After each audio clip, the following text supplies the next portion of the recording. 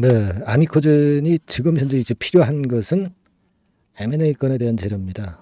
예, 근데 이 M&A 건에 대한 재료는 일전에 이제 기사로 나왔었죠. 그래서 5개 기업이 전략적 투자자로서 참여 의사를 현재 표명을 한 상태입니다. 그러면 이 건의 재료가 이제 급작스럽게 항상 등장이 될 수 있다는 모멘텀은 있어요.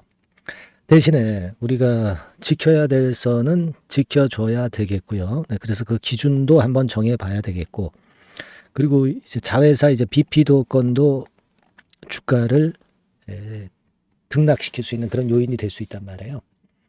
그래서 이런 부분들을 고려해서 제가 말씀드리겠습니다. 또 하나 있죠. 뭐 수급도 한번 보고 방향을 말씀을 드리겠습니다. 자, 그리고 영상 그 후반부에는 여러분들이 아미코젠 외에 무상을 대폭할 수 있는 종목, 네, 요거를 좀 찾아서 여러분들께 말씀을 드릴 겁니다. 무상을 대폭하는 기업들은 이게 뭐 10% 20% 올라가는 게 아니라 몇 답을 시세를 내기도 하죠. 네, 요거는 여러분들 관심을 갖고 꼭 대박 내시기 바랍니다. 자, 그럼 아미코젠을 말씀을 드리는데 좀 올랐다가 둔화된 그런 패턴이 나왔습니다. 네, 이거는 사실 좀 안타까운 부분이기는 합니다만은 그러나 지금 아미코젠 같은 경우는 M&A 건에 대한 모멘텀은 아직도 유효하단 말이에요. 그리고 우리가 생각할 것은 시비 자금, 네, 이게 이제 들어왔잖아요. 이게 유입이 안 되고 정정하면 문제가 되는데 130억이 들어와서 요거는 여러분 잘 아시다시피 이제 채무 상환을 할 걸로 그렇게 예상이 됩니다. 목적 자체가 이제 그거였기 때문에. 근데 지금 아미코젠으로서는 채무 상환 정도만 해가지고 이제 문제가 해결되는 건 아니잖아요. 그렇기 때문에 이 자금을 유치하기 위한 그런 노력은 계속 될 거예요. 근데 자금을 유치하려면은 결국은 뭡니까? 주가를 잘 관리를 해야 된다는 그런 측면들을 제가 말씀을 드렸죠. 네. 지금 보면 이제 유동 금융자산 237억, 그리고 현금성 자산 220억, 437억 정도 되는데 지난 1분기 기준으로 여기에다가 이제 130억이 또 들어오는 거 아니에요. 자, 그러면 한 567억 이 정도의 현금이 됐다면 일단 면피는 하는 거예요. 네, 면피는 한 상태에서 주가를 땡길 수 있으려면은 결국 M&A 건에 대한 재료는 등장이 돼야 됩니다. 근데 M&A 건에 대한 재료는 여러분들이 잘 아시다시피 한 5개 정도 얘네들이 관심을 갖고 있다. 이 재료가 이미 지난번에 나왔던 거 잘 아실 겁니다. 뭐 여러 가지 재료들이 나오지만 일단 그 건에 대한 기대가 일단 중요하다. 이렇게 볼 수가 있겠고요. 여기 그 최근에 나온 7월 22일 자료를 보면은 서울 PE가 출사표를 제출을 한 것으로 확인됐다. 이렇게 나왔죠. 서울 프라이빗 에쿼티. 자, 이런 그 사모펀드라든가 이런 쪽들이 자꾸 참여하는 거 좋아요. 네, 참여하는 거 좋습니다. 근데 SI는 아니고요. SI는 이제 경영권까지 이제 간섭하는 거죠.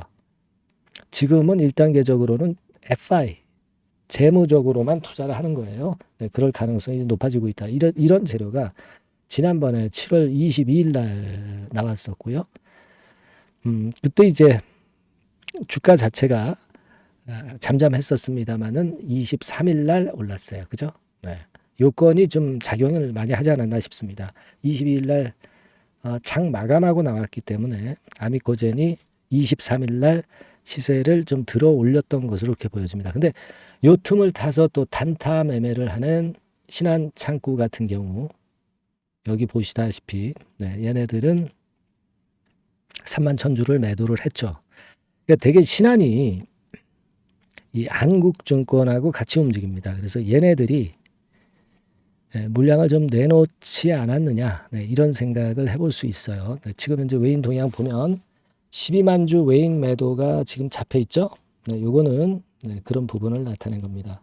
그러니까 외인들이 좀 사는 척하다가 빨간 선입니다.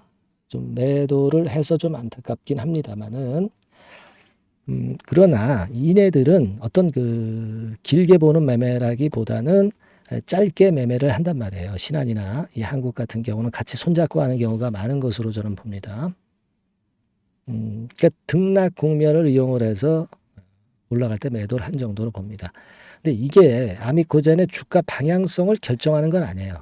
저는 그렇게 봅니다. 왜냐하면 이네들은 이 두 증권사는 되게 다른 종목도 봐서 아시겠지만은 주로 그 단타 매매 위주로 매매를 한단 말이에요. 그거는 주가의 방향성에 그렇게 크게 상관이 되지 않는다. 저는 그렇게 좀 말씀을 좀 드리고 싶고요. 그 부분을 감안을 하실 필요가 있다. 이 생각 말씀을 좀 드리고요. 그리고 지금 이제 아미코젠 같은 경우는 프로그램 매수나 프로그램 매도에 의해서 주로 외인들이 움직이고요. 이 프로그램 매수나 매도라는 것은 시장하고 연계돼서 의미 없이 사자가 들어오고 의미 없이 팔자가 나오는 겁니다. 지금 신한증권 창구 같은 경우는 파생 매매로 매매를 하는 정도로 그냥 생각을 하시는 게 좋아요.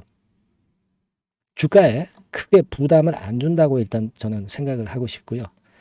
아미코젠은 여하튼 4,700원대 라인은 꼭 유지를 해서 그 지지대 라인은 꼭 지켜줘야 될 거로 생각이 듭니다. 그래야 우리가 지켜주는 상황에서 재료가 터져 나오기를 기대할 수 있는 거거든요.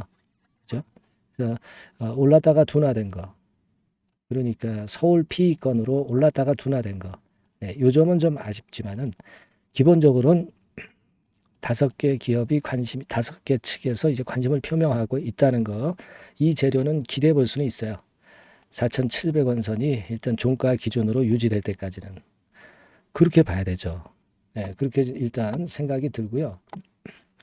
지금 아미코젠은 가장 중요한 게 이제 M&A 건에 대한 재료가 언제 나오고 그 재료가 숨겨져 있는 재료가 어디에 있느냐, 그걸 그 발굴하는 것이 굉장히 중요해 보입니다.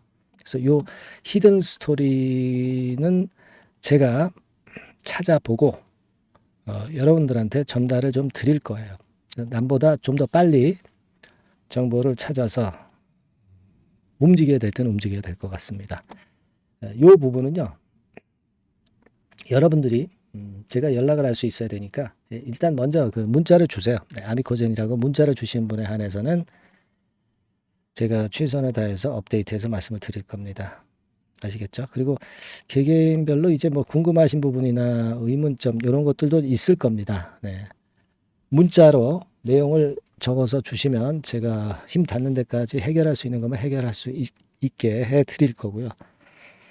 그렇게 할 겁니다. 네, 아미코젠이라고 문자를 꼭 주시고요.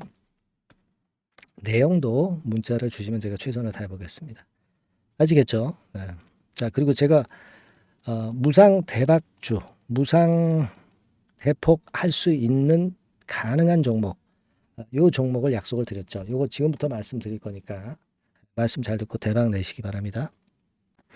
네, 이미 서두에 제가 예고를 해드렸지만은 이 대폭 무상증자가 가능한 종목, 네, 요거를 오늘 가지고 와봤습니다. 네. 여러분, 이 최근에 시장이 상당히 녹록치 않아요. 그래서 종목을 선택해 가지고 크게 폭등을 할 그럴 확률이 많이 떨어져 있는 상태입니다.